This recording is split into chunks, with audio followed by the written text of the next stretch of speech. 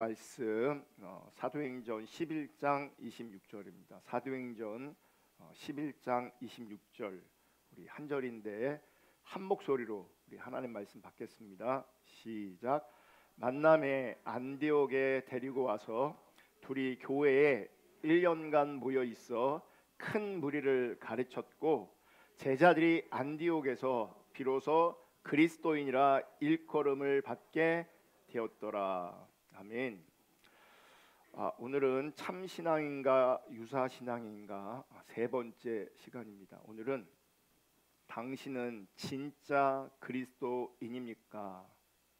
당신은 진짜 그리스도인입니까? 라는 제목으로 하나님 말씀 나눌 때에 하나님의 은혜가 우리 모두 가운데 함께 하시기를 주님의 이름으로 축복하고 특별히 하나님의 기준이 선명하게 비춰질 수 있기를 주님의 이름으로 축복합니다.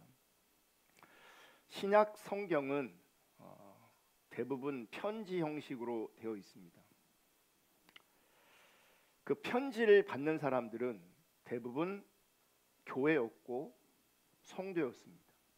즉 그리스도인이라고 불리워지는 사람들에게 편지가 쓰여진 겁니다. 특별히 바울이 편지 형식으로 교회에 성도들에게 그리스도인들에게 편지를 썼습니다. 그런데 고린도 후서가 거의 마무리되는 시점에 바울은 이런 말을 합니다. 고린도후서 13장 5절. 너희는 믿음 안에 있는가? 너희 자신을 시험하고 너희 자신을 확증하라. 예수 그리스도께서 너희 안에 계신 줄을 너희가 스스로 알지 못하느냐? 그렇지 않으면 너희는 버림받은 자니라. 수신자가 교회입니다. 수신자가 성도입니다. 수신자가 그리스도인입니다. 그러면 교회고 성도고 그리스도인이라면 예수 믿는 것을 전제하는 거죠. 예수 믿는 것이 전제되니까 교회가 수신자가 되고 성도가 수신자가 되고 그리스도인이 수신자가 되는 겁니다. 근데 바울은 뭐라고 말하냐면 믿고 있는 그들 가운데 신앙생활을 하고 있는 그들 가운데 너희는 믿음 안에 있는가? 너희 자신을 시험하고 확증하라. 이렇게 말하고 있습니다. 너희 자신을 확증하라. 이 말은 너희 자신을 검증하라는 겁니다. 검증. 그래서 세번역은 고린도서 13장 15절을 이렇게 표현합니다. 여러분은 자기가 믿음 안에 있는지를 스스로 시험해 보고 스스로 검증해 보십시오. 만약 검증해서 그리스도인이 아니라면 너희는 버림받은 자가 되는 겁니다. 너희가 그리스도인이 아니라면 여러분은 실격자가 되는 겁니다. 이렇게 얘기하고 있습니다.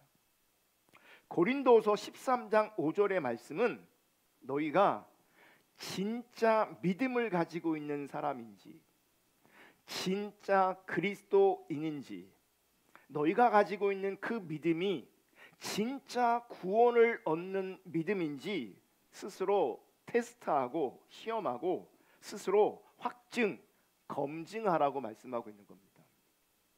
현대어 성경으로도 한 번 더 보면 여러분은 여러분 자신을 잘 살펴보십시오. 여러분이 참다운 그리스도인입니까? 내가 참다운 진짜 그리스도인인지 살펴보라는 겁니다. 그리스도인이 되는 시험에 합격하였습니까? 여러분은 그리스도의 임재를 경험하며 여러분 속에 역사하시는 그분의 능력을 더욱더 실감하고 있습니까? 그와 반대로 사실은 그렇지 않으면서도 그리스도인이 된 흉내만 내고 있는 것은 아닙니까? 여러분 바울은 일단 신앙생활을 하고 있으면 교회 생활을 하고 있으면 일반적으로 성도라고 부릅니다. 그리스도인이라고 불러주기는 합니다. 그런데 바울은 다시 심각하게 질문합니다.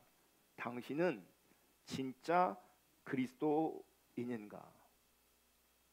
당신들의 신앙은 참 신앙인가 유사 신앙인가? 당신은 진짜인가 가짜인가? 여러분, 지금 이 질문은 단지 교회를 다니는지를 묻는 게 아닙니다. 단지 은사적 경험이 있는지 영적인 경험이 있는지를 묻는 게 아닙니다. 성경을 얼마나 많이 읽고 있는지, 기도를 얼마나 많이 하고 있는지를 묻는 게 아닙니다. 지금 바울의 질문은 우리의 영원한 운명을 결정할 수 있는 아주 매우 중요한 질문입니다. 여러분, 오늘날 우리는 교회를 다니는 것이 곧 예수를 믿는 것이라고 간주하는 시대를 살고 있습니다. 교회를 다니면 우리는 예수를 믿는다. 본인도 그렇게 생각하고 다른 사람들도 그렇게 여깁니다. 교회를 다니면 곧 예수를 믿는 것으로 받아들이고 이해합니다. 그런데 문제는 성경은 절대로 그렇게 말씀하고 있지 않다는 겁니다.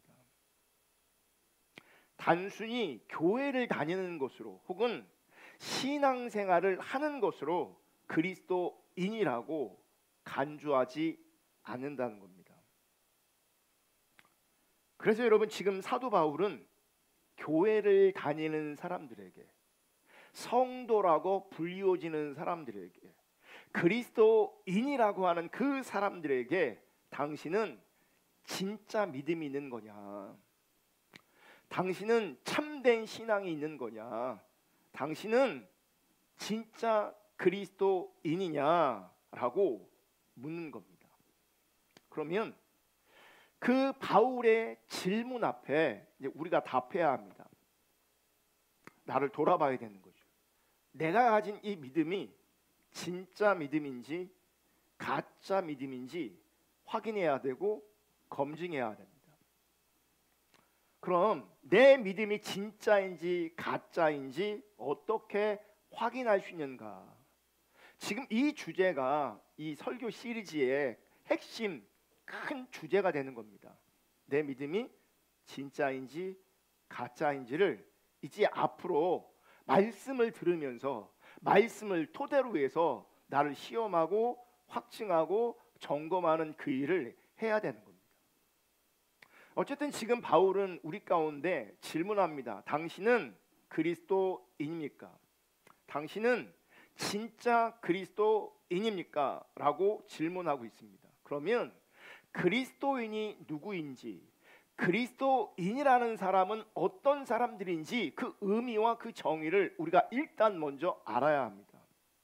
그럼 그리스도인은 누구를 말합니까? 그리스도인을 우리는 어떻게 정의할 수 있겠습니까? 여러분, 성경에 보시면 그리스도인이라는 말이 사도행전 11장 26절에 처음 등장합니다. 오늘 같이 읽었던 본문입니다.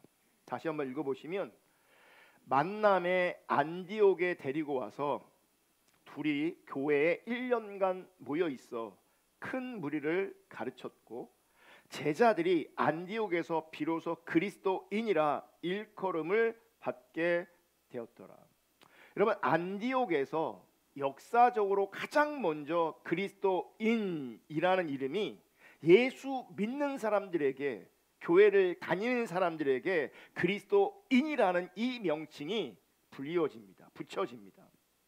근데 안디옥 교회는요, 최초의 이방인 중심의 교회였습니다. 원래 교회가 탄생했을 때, 교회가 처음 세워졌을 때 유대인 중심으로 교회가 세워졌습니다. 유대인 중심으로.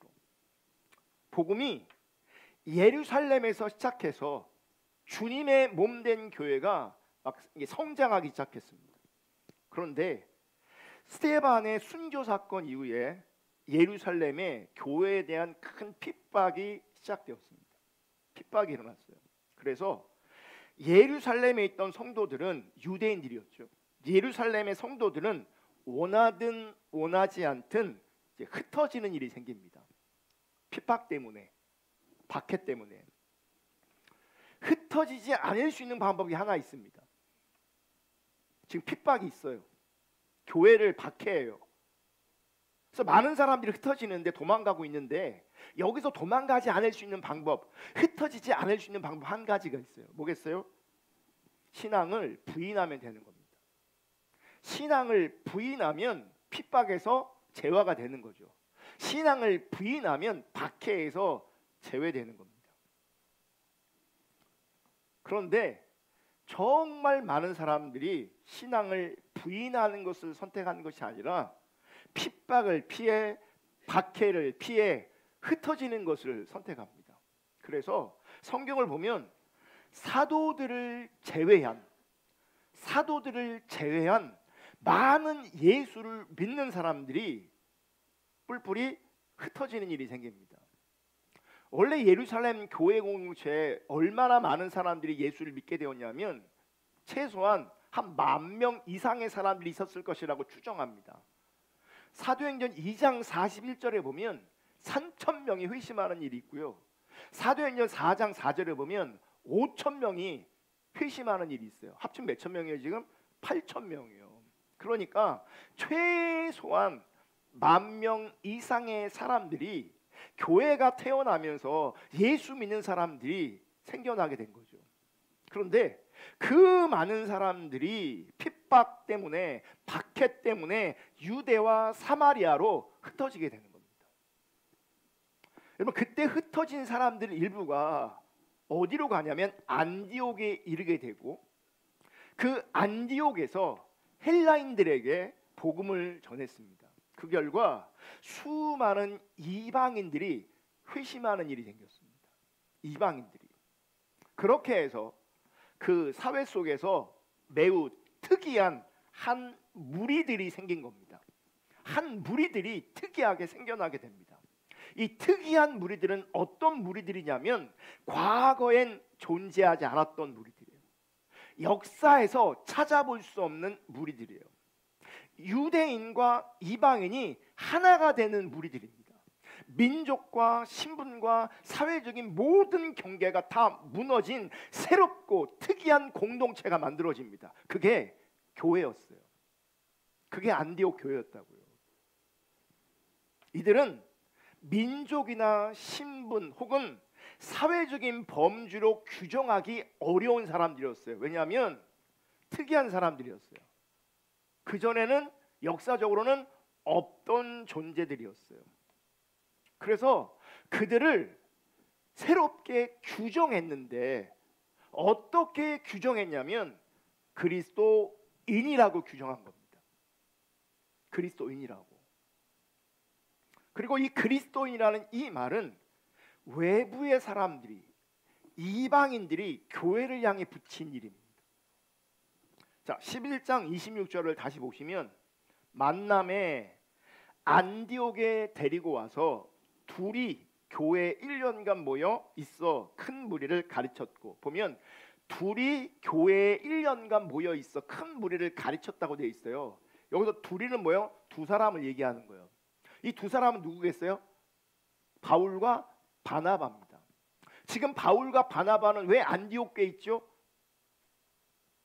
여러분, 이방인들에게 복음이 전해지고 이방인들에게 성령이 임하고 이방인들이 회심하고 있다는 그 소식이 예루살렘에 있는 유대인들에게, 특별히 사도들에게 들립니다. 그래서 누구를 안디옥 교회에 파송하냐면 바나바와 바울을 파송하는 거예요. 그래서 바울과 바나바가 1년간 가르칩니다. 그 가르침의 대상을 큰 무리라고 말하고 있어요. 그러니까 엄청난 회심의 역사가 일어나는 거죠. 이제 큰 무리를 가르쳤어요. 그러면서 제자들이 안디옥에서 비로소 그리스도인이라 일컬음을 받게 되었더라. 여기서 제자라는 표현이 있고, 이어서 뭐 어떤 표현이 나와요? 그리스도인이라는 표현이 나와요. 그러면 이 제자들은 내부인들이 예수를 믿는 사람들을 제자라고 표현한 거고, 외부인들이 예수 믿는 사람들을 그리스도인이라고 명칭한 겁니다. 그렇게 부른 겁니다. 그러니까 제자라는 표현은 내부인들이 그렇게 표현한 것이고, 그리스도인은 역사상 처음으로 이방인들이, 외부인들이 예수를 믿는 사람들을 향해서 그리스도인이라고 부르게 된 겁니다. 그럼 왜 예수 믿는 사람들을 그리스도인이라고 불렀을까? 그리고 그리스도인이라고 불렀을 때 그 의미는 무엇인가? 여러분, 예수 믿는 사람들을 외부인들이 볼 때 저들은 그리스도인이야라고 말하고 있는데, 그 말의 의미는 풀으면 이렇게 되는 거예요. 저들은 그리스도를 따르는 사람들이야, 이렇게 표현하는 거예요. 저 사람들은 그리스도를 따르는 사람들이야. 여러분, 그리스도인이라고 불리워지는 사람들은 핍박과 박해에도 불구하고 그리스도를 따르는 자들이었습니다. 여러분, 그리스도인이라 불리우는 사람들은 예루살렘에서 일어난 박해를 피해서 신앙을 지키려고 나온 유대인들이었고, 여기 안디옥에서 예수를 믿고 따르게 된 이방인들이 더해진 겁니다.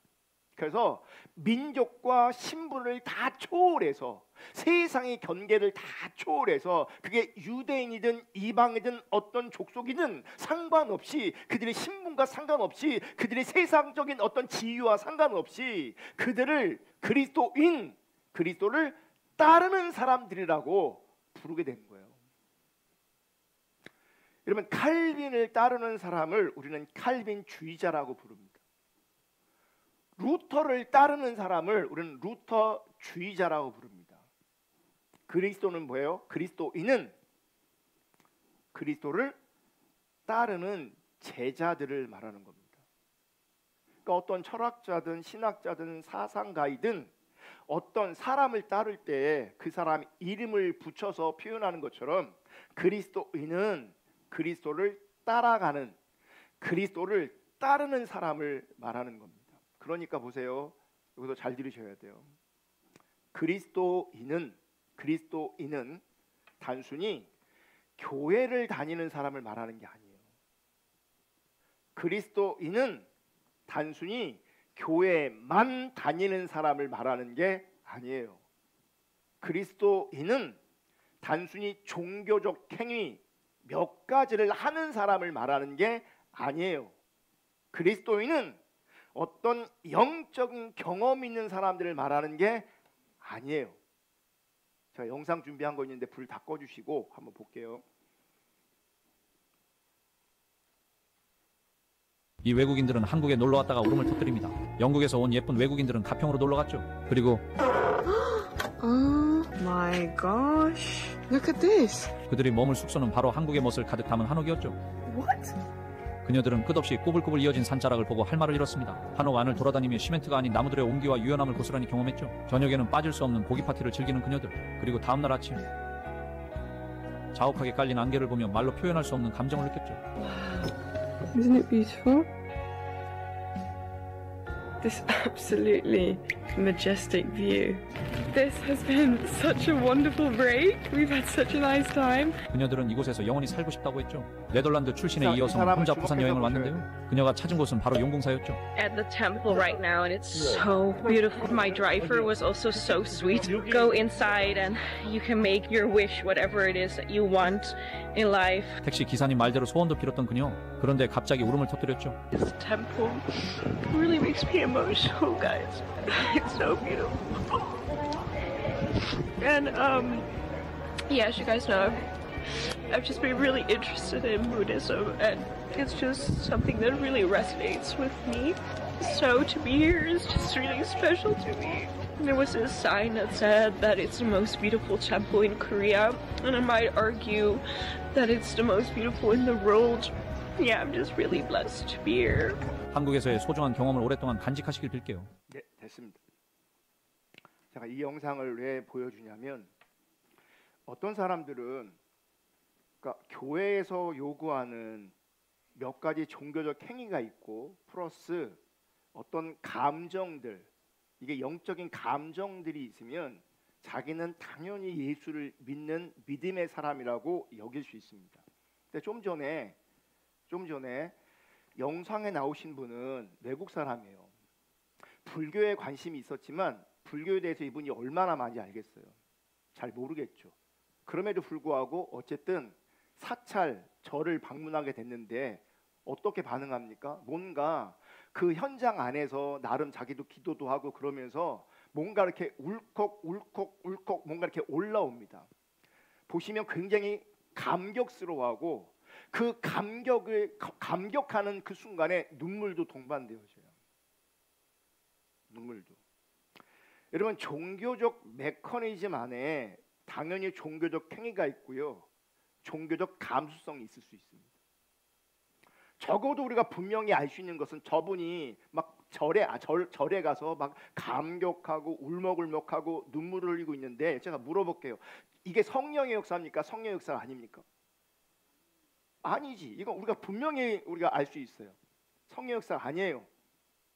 근데 성령의 역사가 아님에도 불구하고 얼마든지 종교 안에서 이런 감수성적인 부분들이 올라올 수 있단 말이에요. 그러면 교회 안에서 어떤 사람이 저렇게 울먹울먹거리고 뭔가 울컥울컥 한다면 교회 안에서 일어나면 그게 성령의 역사입니까? 내 안에서 그런 현상들이 있으면 그게 성령의 역사입니까? 성령의 역사일 수도 있지만 성령의 역사가 아닐 수 있어요. 그러니까 불교라는 문화 안에서, 종교 안에서 저런 일이 벌어질 수 있는 것처럼 기독교라는 종교 안에서도, 다른 종교 안에서도, 무속 안에서도 얼마든지 이런 감정들인 요소들이 일어날 수 있는 거예요. 그래, 안 그래요? 앞으로 이 부분은 더 많이 살펴보게 될 겁니다. 제가 무슨 얘기를 하려고 하냐면, 어떤 신앙처럼 보이는 행위와 감정이 중요할 수는 있지만 그것이 본질은 아니라는 거예요. 그게 본질이 아니에요. 우리는 내가 뭔가 감동을 받으면 은혜 받았다라고 하지만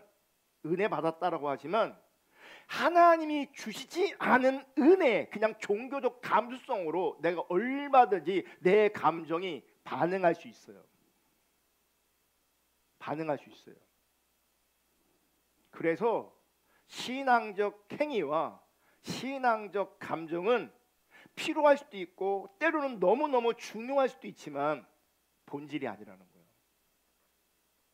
본질이 아니에요. 신앙의 본질은 그리스도를 따라가는 거예요. 그리스도인은 그리스도를 따르는 그리스도의 제자인 겁니다. 본질은 그리스도를 따름에 있는 겁니다. 행위가 아니라 어떤 영적인 현상이나 경험이나 체험이나 감수성이 아니라 그리스도를 따르는 것 자체가 본질이라고요. 누구를 그리스도인이라고 불렀냐면 그리스도를 따르는 사람들을 그리스도인이라고 부른 겁니다. 제가 아까 예수 믿는 사람들을 내부에서는 제자라고 부르고 외부인들은 그리스도인이라고 불렀어요. 그런데 이 제자라는 말도요, 그 언어적으로는요 어떤 의미가 있냐면 따른다는 의미가 있는 거예요. 예수를 따르기 때문에 예수의 제자가 되는 것이고, 예수를 따르기 때문에 그리스도인이 되는 겁니다. 그러므로 당신은 진짜 그리스도인입니까? 라고 우리가 질문을 받는다면 그 질문이 가지고 있는 의미는 당신은 지금 그리스도를 따르고 있습니까? 이렇게 묻는 겁니다. 당신은 진짜 그리스도인입니까? 이 질문은 당신은 지금 그리스도를 따르고 있습니까? 이렇게 질문하는 거라고요. 여러분, 이 질문을 곰곰이 생각해 보면 주님을 따르지 않으면서도 교회는 다닐 수 있어요. 주님을 따르지 않으면서도 종교적 행위를 할 수 있어요.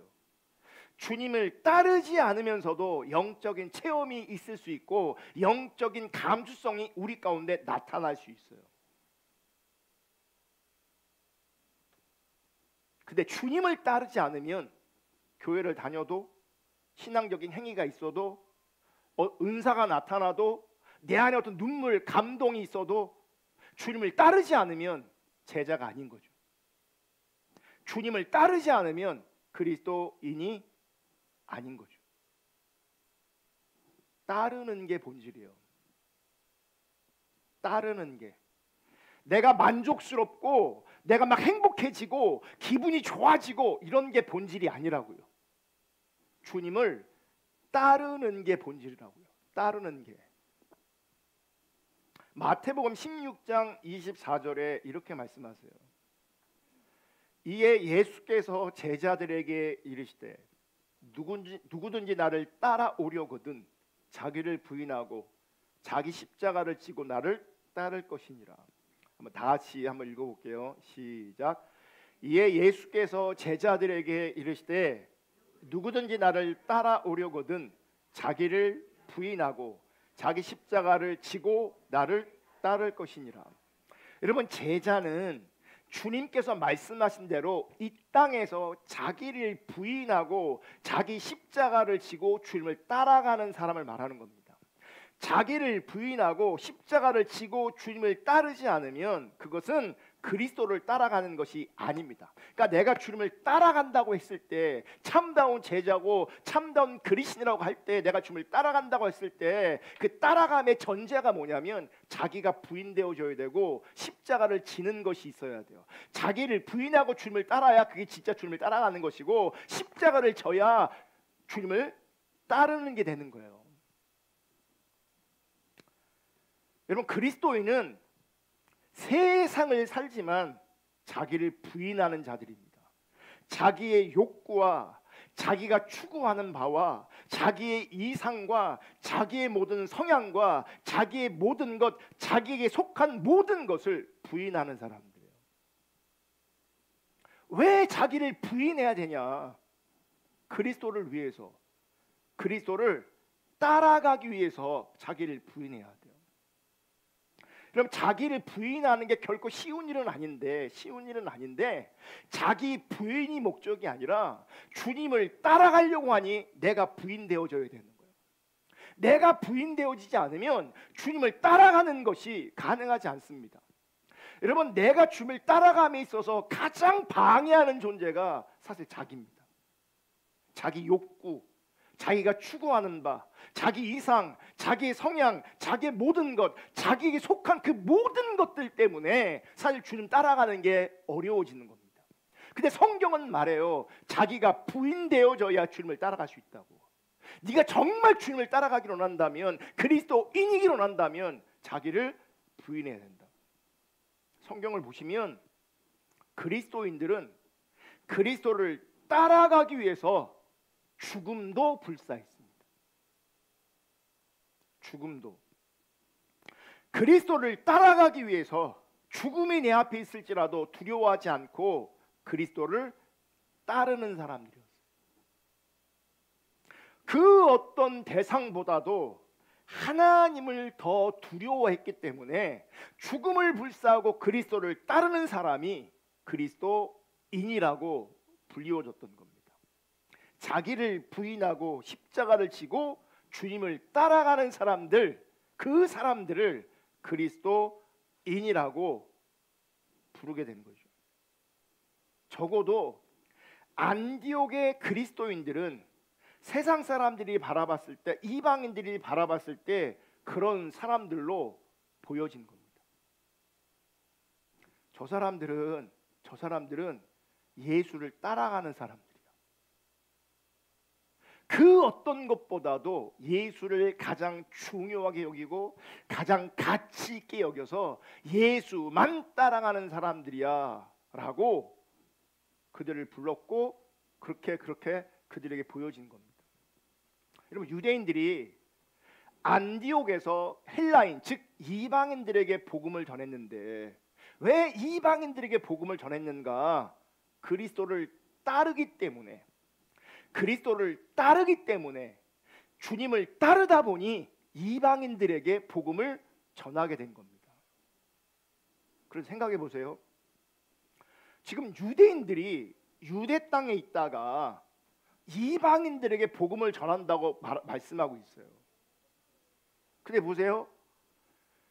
유대인들이 이방인들에게 말씀을 전했다고 하는데 지금 복음을 전한 유대인들은 자기 땅을 떠나서 유대인들이 살고 있는 그 땅에서 복음을 전하는 거예요. 그러면 그러니까 성경이 이방인들이라고 말하는 그 사람들이 톡창민이고 복음을 전하는 사람들이 그들 입장에서는 이방인인 거죠. 어렵지 않죠?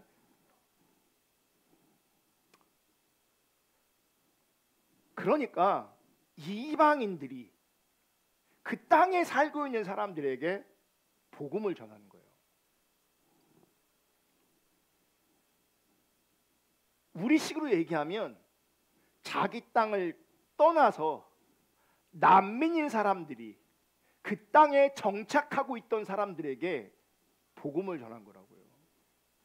여러분, 난민이 낯선 땅에 정착해 산다는 것이 결코 쉬운 일이 아닙니다. 우리나라도요, 도시에서 살다가 어떤 분들은 나이 먹어서 전원생활 해야지라고 해서 시골 내려가는 분들이 있거든요. 근데 어떤 사람들이 이런 얘기를 해요. 텃세가 너무 심하다고. 텃세가 같은 민족인데도 도시에서 내려왔다고요. 텃세를 부리신다고요. 도로세를 내래요. 돈을 내고 길을 사용하래요. 이런저런 행패를 부려요. 같은 민족인데도. 근데 여기는 다른 땅이에요. 다른 족속들이 살고 있는 땅이라고요. 그 땅에서 난민으로 존재하면서 복음을 전하고 있다. 그 낯선 땅에서 그들은 먹고 살아야 합니다. 여러분, 낯선 땅에 정착해서 먹고 산다는 것이, 생존한다는 것이 결코 쉬운 일이 아닙니다. 그런데 그런 그들이 생존도 쉽지 않은 상황 속에서 복음을 전하고 그리고 교회가 세워집니다. 그리고 그들을 바라보는 세상은 그들을 향해서 그리스도를 따르는 사람들이다 라고 하면서 그리스도인이라고 부릅니다. 여러분, 그 당시 그리스도인이라고 불리워지는 그 사람들은 생계를 포기한 사람들이 아닙니다. 그들은 일상을 포기한 사람들이 아닙니다. 그들은 그들에게 주어진 일상을 살면서 그들의 생계, 가족들의 생계를 위해 살면서도 주님을 따르는 자들이었고, 교회를 세우는 자들이었고, 하나님 나라를 세우는 자들이었어요. 그러므로 그들은 그리스도 말고는 설명할 수 없는 존재였고, 그들은 그리스도 아니면 설명될 수 없는 존재였어요. 그리스도 때문에 이방 땅에, 낯선 땅에 왔고, 그리스도 때문에 복음을 전했고, 그리스도 때문에 교회를 세웠고, 그리스도 때문에 하나님 나라를 세워갔어요. 그 주변 사람들이 저 사람들은 그리스도를 따르는 사람들이야 라고 명명한 거죠. 그리스도 말고는, 그리스도 외에는, 그리스도 아니면 설명될 수 없는 그런 존재였다는 거예요. 여러분, 어떤 모임이든지 어느 지방 출신 혹은 어느 학교 출신이라는 공통점이 있습니다. 그리고 사람들은 이 공통점을 찾는 설문조사를 해요. 어디 출신이에요? 어느 학교 나왔어요? 그러면요, 같은 고향, 같은 학교, 그러면 금방 친해집니다. 제가 훈련병 때 교회를 가려고 대기하고 있었어요. 그러니까 종교활동이라고 그러거든요. 사람들 다 모아놓고 다 모이면 출발을 해요. 예, 근데 대기하고 딱 있었어요. 그때 기관병이 그때 상병이었거든요. 부평고등학교 나온 사람, 부평고등학교 나온 사람, 제가 저 훈련병 몇 번, 22번 훈련병 부평고등학교 나왔습니다. 왜 그런지 알아요? 이 대기하고 있으면요, 기관병들이 자기 고향 학교 막 물어봐요. 근데 그 동안은요, 한 명도 나랑 연결된 사람이 없었어요. 여러분 연결되잖아요. 그럼 그 고참들이 먹을 것도 사주고 막 잘해줘요. 근데 그날 내가 걸린 거예요. 부평고등학교 나온 친구 있냐고. 그랬더니 저한테 동문이라고, 자기 후배라고 사이다 사주라고. 사이다. 여러분 훈련 받을 때 사이다 꿀맛입니다. 그 탄산음료 꿀맛입니다. 근데 우리가 살다 보면요, 이렇게 공통점을 찾게 돼 있어요. 어느 지방 출신이냐, 어느 학교 출신이냐. 그런데 안디옥 교회 그리스도인들에게는 세상적인 공통점, 사회적인 공통점이 전혀 발견되지 않습니다. 그들에게 공통점이 있다면 그리스도를 따라간다는 것 말고는 공통점이 전혀 없습니다. 그리스도를 따라가기 위해서 저들은 자기를 부인하는 자들이고, 그리스도를 따라가기 위해서 저들은 십자가를 지는 사람들이야. 그리스도가 저들을 하나로 묶고 있어. 그리스도 외에는 설명될 수 없는 그런 존재들이었던 거죠. 여러분 우리는요, 나를 규정하고 나를 설명해 주는 정체성의 요소가 있습니다. 여러분들에게도 저에게도. 저는 강요한이라는 고유한 이름이 있어요. 강요한. 제 이름은요, 자주 신문에 나옵니다. 성폭행을 강요한, 신사참배를 강요한 해갖고 자주 나와요. 강요한. 저는 한 여인의 남편이고, 저는 세 자식들의 딸입니다. 세 아버지가 아니고 네, 세 자녀의 아버지입니다. 그리고 대전 포도나무교회 목사라는 이 정체성의 요소가 있습니다. 그러니까 나를 설명할 때 제 이름은 강요한이고요, 저는 누구누구의 남편이고요, 누구누구의 아버지입니다.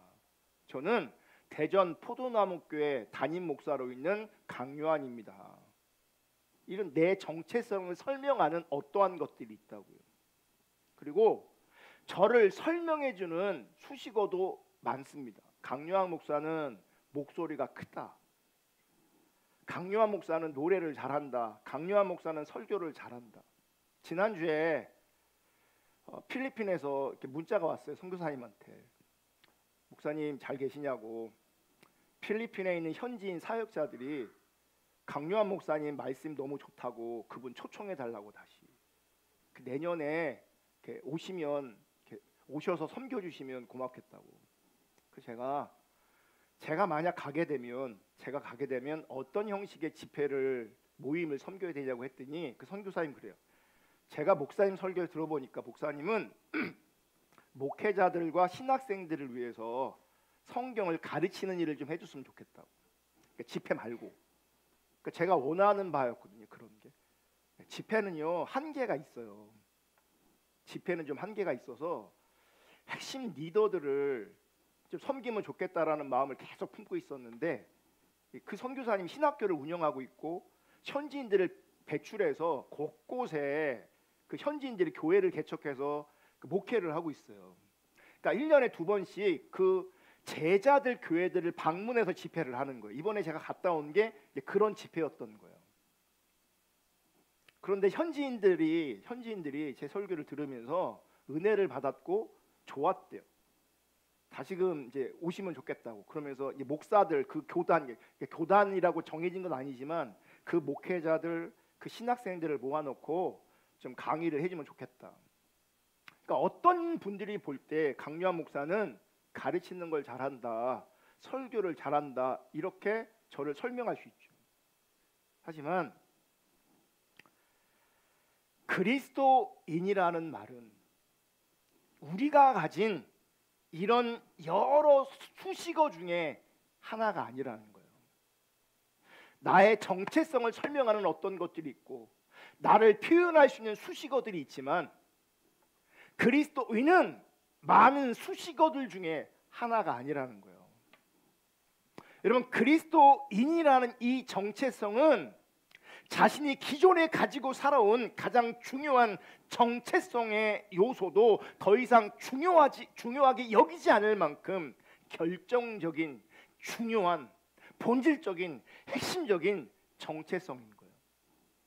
그러니까 내가 그동안 나를 표현하고 설명해주는 어떤 정체성이 있을지라도 그 정체성보다 훨씬 중요한 정체성이 그리스도인이고, 그리스도인이라는 정체성이 중요한 나머지 지금 내가 기존에 중요하게 여겼던 이 정체성은 아무 중요하지 않은 것처럼, 누가 보면 이 그리스도인이라는 정체성의 소중함 때문에 얘를 미워하는 것처럼 여길 정도로, 소중하게 전혀 여기지 않을 정도로 그리스도인이라는 정체성은 중요하다는 거예요.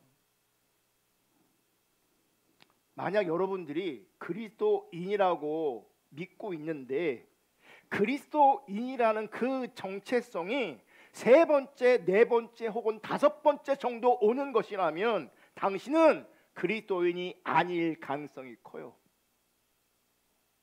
이게 무슨 얘기냐면, 나는 목사고 누구의 남편이고 누구의 아버지고 누구의 아들이지만 그럼에도 불구하고 이런 것들보다 훨씬 중요한 게 뭐냐면 그리스도인인 거예요.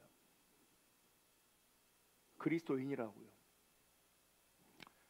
문제는 우리의 현실에서는 내가 그리스도인이라고 말하지만 남편에게, 아내에게 그리스도가 밀리고 자식에게 그리스도가 밀린다고요. 그러면 그 사람은 그리스도인이 아닐 가능성이 크다고요.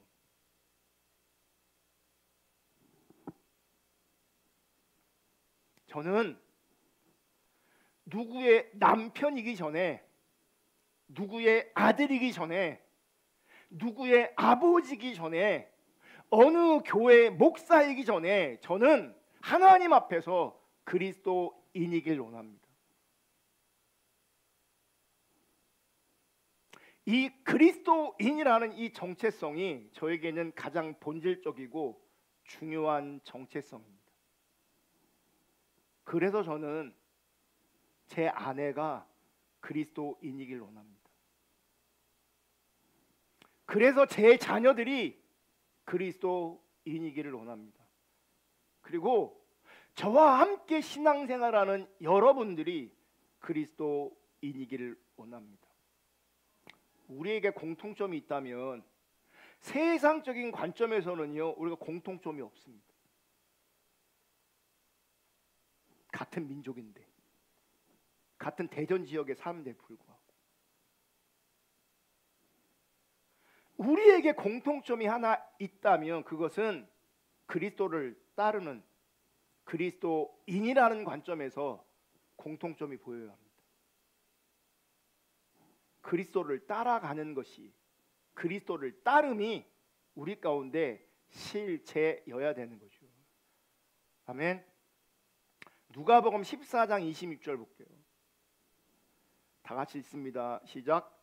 무릇 내게 오는 자가 자기 부모와 처자와 형제와 자매와 더욱이 자기 목숨까지 미워하지 아니하면 능히 내 제자가 되지 못하고. 이 말은 뭐냐면 문자적으로 네 부모를, 네 형제를 미워해라, 미워하지 않으면 내 제자가 되지 못하, 이 말이 아니에요. 이 말은 주님보다 더 사랑하는 것이 있으면 안 된다는 얘기예요. 무슨 얘기냐? 내가 주님을 사랑하는 것을 보면 상대적으로 내 부모는, 내 자식은, 내 친구는 미워하는 것처럼 여길 정도로 주님을 우선적으로 사랑해야 된다는 거예요. 한 몸인 부부 사이보다도 더 중요한 관계가 있으니 그것은 그리스도와 나와의 관계예요. 여러분의 남편보다 여러분의 아내보다 그리스도가 더 중요하다고요. 여러분의 자식보다도 그리스도가 더 중요하다고요. 현실에서는 밀린다고요. 현실에서는 내 가족을 더 사랑하는 나머지 그리스도를 미워하는 것처럼 보인다고요. 그리스도에게 소홀한 것처럼 보인다고요. 내가 그리스도를 사랑하기 때문에 남편을, 아내를, 자식을 사랑하지 않는 것처럼 보일 정도로 하나님 사랑하는 것이, 그리스도를 따라가는 것이 우선이라고요. 여러분 죄송한데요, 내가 그리스도를 따라가지 않으면서 내 남편에게, 내 아내에게, 내 자식에게 무언가를 해주는 것이 결국 시간이 가면 갈수록 그게 아무런 소용도 없고 의미가 없음을 발견하게 됩니다. 부부관계를 잘하려면, 부모 자녀의 관계가 건강하고 온전하려면 내가 우선적으로 그리스도를 사랑해야 되고 그리스도를 따라가야 돼요. 주님을 따라가는 자리에서 부부관계, 부모 자녀의 관계가 만들어져야 되고 빚어져야 되는 거예요. 근데 우리는 주님을 따라가지 않으면서 내 관점에서 뭔가를 잘해내려고 한단 말이죠. 우리는 자원이 없는데, 우리에게 그런 능력도 없는데.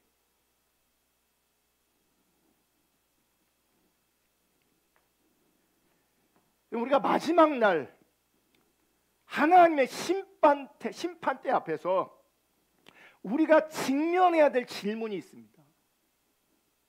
아주 중요한 질문이요. 마지막 그 순간에 하나님 우리 가운데 질문하신다고요. 당신은 누구의 아내였습니까? 당신은 누구의 남편이었습니까? 당신은 누구의 엄마였고 아빠였습니까? 당신의 직업은 무엇입니까? 당신은 세상 살 동안 공부에, 사업에 성공했습니까? 이런 질문이 아니라고요.